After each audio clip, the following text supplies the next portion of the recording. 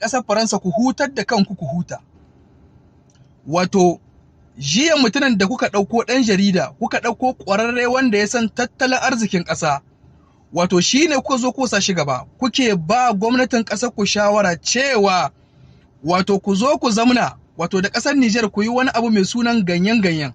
Saboda yanzu wato kamfanonuwanku daman da wuta Iranian ce ake ba su wuta. Yanzu kuma sun zo sun durƙushe saboda babu Iranian. Shine kuke ba gwamnatin ƙasar ku shawara. To wallahi ku sani ba wai maganan wani abu mai suna ganyen ba.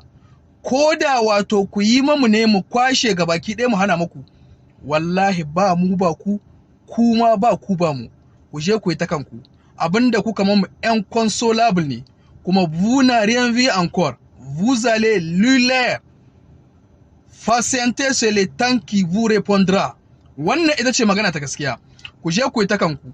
Da wannan muke ba gwamnatin mu shawarar cewa Yahuda wannan 'yan ƙasar Faransa ba su bar mu ba, suna nan ta kowace irin hanya suna nan suna ƙulla mana makirci. To wallahi Allah ya yi ku. Da wannan muke ba gwamnatin mu shawarar cewa ku yi abin da Allah ya ce ku huta. Allah yana magana da wahayi, yana gaya maka abin da baka sani bane. Kamar zaka shiga cikin kwanan nan a ce ma ga bala'i na wurin kakka shiga. Kaga a matsayinka na mai hankali ba za ka shiga ba. Allah ya ce wa'annan kahiran da kuke gani, bari in ba ku wani sirri wanda in na ba ku shi za su jin tsoron ku. Haka Allah ya ba mu wannan sirrin a arha kyauta. Allah ya ce mamu wa iddu lahum mastada'atun min quwwatin wa min ribatil khayl ay turhibuna bihi aduwallahi wa aduwakum wa akharina min dunihim la ta'lamuhum humullahu ya'lamuhum. Allah ya ce wa'annan kahiran duk mu'jiza ta annabi, duk mu'jiza ta annabi, duk karamar da Allah ya ba sahabbai, amma Allah yake jan kunnan annabinsa cewa wa'annan kahiran ku yi masu tanadi na abin da kuka samu kuma na ƙarfin tsiya, tanadi ba na saku ba, na ƙarfi. Haka Allah ya faɗi, yace min quwwatin, yace wa min ribatil kail, ai da ɗaurarrun dawakai. Ai ɗaurarrun dawakai yanzu na wannan zamanin su ne mu mallaki tankoki na yaƙi, mu mallaki bindigogi manya-manya, mu mallaki duran-duran.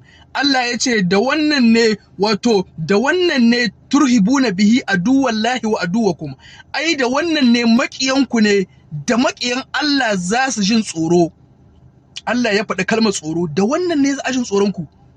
Ai Allah ya ce wa akarina min dunihim ai la ta'lamuhum ai humullahu ya'lamuhum. Wanda za su bewa baya baicin wa'annan ɗin kun ƙare da su, ɗiyansu ko jikokinsu da za su bewa nan baya, Allah ya ce kuma ku ba ku san su ba, ya ce kuma dai da wannan ne za su jin tsoronku.